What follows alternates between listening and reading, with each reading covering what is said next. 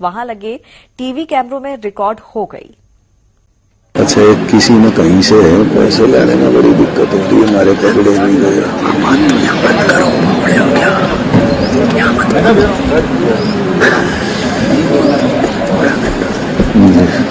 अच्छा, एक किसी ने कहीं से पैसे लाने में बड़ी दिक्कत होती है, हमारे पकड़े नहीं गए।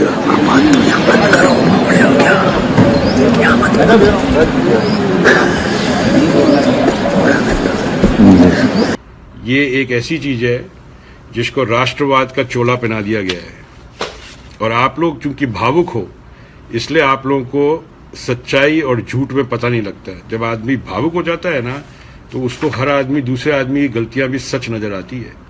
जो मैं आज जो खुलासा करने वाला हूं वो रामकृष्ण यादव जी के नाम पर है, जिनको बाबा रामदेव कहा जाता है देश में। लोकल इज वोकल, और वोकल या लोकल कुछ ऐसा बोला गया था। बाबा जी ने मार दी सेंध। यार एक बात बताओ, जिस देश के अंदर एक छोटा सा व्यापार डालने के लिए, उसकी अनुमतियां लेने के लिए चप्पलें घिस जाती है, वहां बाबा जी को 3 महीने के अंदर अंदर सारी अनुमतियां भी मिल गई। फैक्ट्री में सामान भी बनने लग गया, प्रचार भी होने लग गया, सब शुरू कर दिया बाबा जी ने। बाबा जी, मेरा एक ही सवाल है आपसे। वीरप्पन की जो चंदन की खेप थी, जो वीरप्पन के मरने के बाद सरकार ने पकड़ी थी, वो आपने चीन को बेची थी। वो जो फॉरेस्ट ऑफिसर था उससे आपने ग्रेड कम कराया था, वो ग्रेड ए की चंदन की लकड़ी थी, जो आपने ग्रेड सी करके सरकार से खरीद के और ग्रेड ए में बेची चीन को। अब चीन क्या है कि चंदन की लकड़ी का बड़ा इस्तेमाल करता है, सबको पता है। वो कहानी क्या थी, पहले तो आप वो बताओ, और फिर आप ये बताओ कि आप स्वामी हो, बाबा हो, क्या हो आप? आड़े तिरछे होते रहते हो, आप लोगों की भावनाओं के साथ खेलते हो। चलो मुझे एक चीज बताओ बाबा जी, हमारे शहर आते हो आप अमेरिका में, बड़े बड़े आपके लोग आते हैं, इतने सारे 500,000 लोग, हर एक से आप लेते हो $200, $300 फीस। वो पैसा इंडिया कैसे वापस जाता है? कोई कंपनी डाल रखी है आपने अमेरिका में, या हवाले से वापस पैसा जाता है इंडिया आपका? और फाइनली एक बात बताया था बाबा जी, आयुर्वेदा पूरी दुनिया में फैला हुआ है, आपका ठेका नहीं है। मैं आपको ऐसी दुकानें यहाँ पे दिखा सकता हूँ जो आयुर्वेदा का सामान आज से नहीं सालों से बेचती आ रही है अमेरिकन कंपनियां, मगर यहाँ पे हर चीज अप्रूव्ड होती है, उसका हर चीज का क्लिनिकल टेस्ट होता है, तब उसको बाजार में उतारा जाता है। ऐसे तो ना मैंने आज कोई चीज बनाई और बाजार में सबको बोल दिया, लो भाई लो भाई लो भाई लो भाई, बच जाओगे हैं मरने से। जैसे आप भावनाओं के साथ खेलते हो। हमारे देश के लोग क्या है, डरे हुए लोग हैं, बेबस है, गरीब है, उनको कुछ भी मिल जाता है, बेचारे वो पकड़ लेते हैं। डूबते को तिनके का सहारा क्या, पुरानी कहावत है ना बाबा जी। तो बाबा जी, वो जो चीन के साथ आपने एक छोटी सी तस्करी करी थी 1600 करोड़ की, छोटी हुई है आज की तारीख में तो अपने देश में, उसकी कहानी क्या है? उस फॉरेस्ट ऑफिसर का सिग्नेचर वाला डॉक्यूमेंट मेरे पास पड़ा हुआ है। बाबा जी, सब अंधे नहीं है और सब बहरे नहीं है, और कुछ देश प्रेमी ऐसे हैं जो देश पे नजर रखते हैं। हम जैसे लोग एक तरह से सैटेलाइट हैं, ऊपर से नजर रखते हैं हम क्या हो रहा है।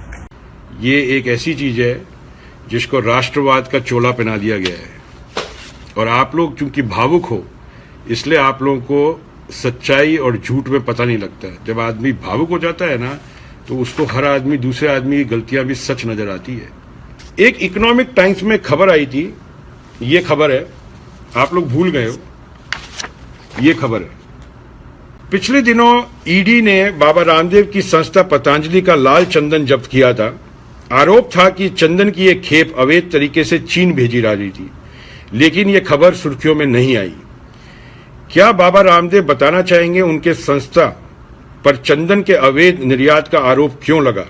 ये एक कड़वी सच्चाई है कि आंध्र प्रदेश वन विभाग ने अपने पुराने चलन को कायम रखते हुए ए और बी ग्रेड के चंदन को पतंजलि से मिली भगत करके सी ग्रेड में दर्जा किया और अपना लाभांश पतंजलि से ले लिया।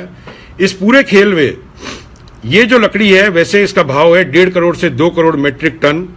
कीमत वाले चंदन को औसतन 30 लाख मीट्रिक टन की कीमत में बदल दिया गया। ये चंदन सारा का सारा तस्करी से जमा हुआ चंदन है। एक जमाने में वीरप्पन हुआ करता था, ये उसकी भी खेप है इसमें। बड़ी दुख की बात है कि देश का आज की तारीख में जहां पे ध्यान होना चाहिए वो नहीं है।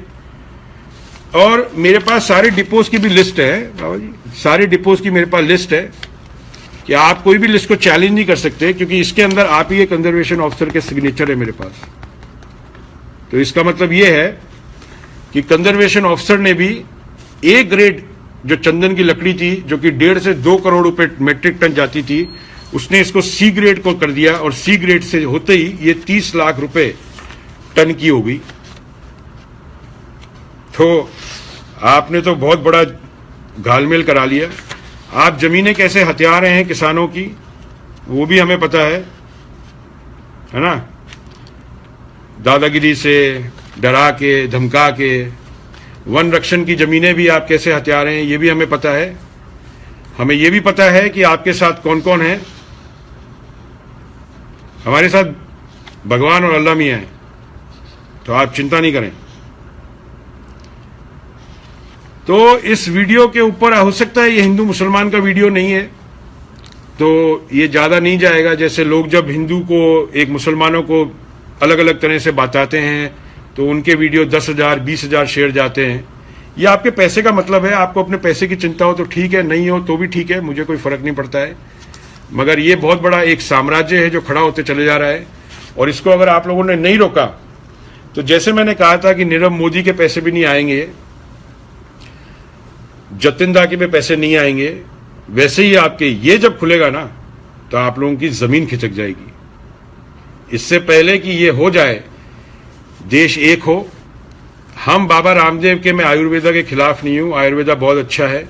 मैं खुद पतंजलि का शैम्पू यूज करता हूं अमेरिका में। मगर ये जरूरी नहीं है कि आप 2 काम सही करो तो एक काम गलत करने का हक हो जाता है आपको, ये नहीं है। अगर बिजनेस करने का मौका हो तो सबको बराबर का मौका होना चाहिए। ऐसा कैसे हुआ है कि बाबा जी का 2004 से 106 करोड़ के टर्नओवर से 2016 के अंदर 10,500 करोड़, और 2018 का जब अभी रिटर्न फाइल करेंगे, मेरे हिसाब से 25,000 करोड़ का रिटर्न फाइल करेंगे। जब पूरे हिंदुस्तान में सारे बिजनेस पिटे, तो ऐसा क्या है बाबा जी का ही बिजनेस हिट हो रहा है। ये तो वही बात हो गई कि किसी जमाने में डाकू हुआ करते थे और वो लूट करते थे, और फिर लूट करके गरीबों में 10% बांट देते थे, और उन्हीं डाकू को जो गरीब होते थे बेचारे, वो उन लोगों को भगवान का दर्जा दे देते थे। मगर ये नहीं पता रहता था कि वो डाकू 90% तो अपनी जेब में ही डाल रहा है, 10% तो दिखाने के लिए है। मैं ये नहीं कह रहा कि आप डाकू है, मैं कतई नहीं कह रहा। और बाबा जी एक बात बताऊं मैं आपको कि ये सब हरकतें अगर आप अमेरिका में करोगे ना तो आपको कितने सालों की जेल हो सकती है, आपको अंदाजा भी है या नहीं है, मुझे पता नहीं है। यहाँ पे मार्था स्टूवर्ट जो आपकी कंपनी से 5 गुना बड़ी थी, वो भी जेल में गई थी। या वर्ल्ड बैंक का चेयरमैन जो था, जो कि फ्रांस के प्रेसिडेंट के लिए एक बारी लड़ने वाला था, वो भी जेल में गया था अमेरिका में। यहाँ पे पाकिस्तान के प्राइम मिनिस्टर के कपड़े खुलवा दिए गए थे। तो बाबा जी, मुझे पता है कि हमारे देश में मासूमियत है, बहुत भावुक है लोग, आप भावनाओं के साथ खेल रहे हैं, और एक आपने राष्ट्रवाद का एक मुखौटा पहन रखा है। वैसे आप बिजनेसमैन हैं। बिजनेसमैन होना बुरा नहीं है बाबा जी, मगर बिजनेस करने के तरीके सही और गलत होते हैं। और एक तरफ तो बाबा जी आप चाइना के बहिष्कार की बातें करते हैं कि चाइना का सामान बहिष्कार करना चाहिए, और एक तरफ आप ही उनसे इतना बड़ा धंधा करते हैं। तो इसके पीछे राज क्या है? ये 2 मुखौटे क्यों हैं आपके? ये मेरे को समझा दीजिए। बराबर के खेल खेले जाए ना, एक ही खेल क्यों खेल रहे हैं आप? एक ही कंपनी के लिए क्यों बना है देश? सबके लिए होना चाहिए।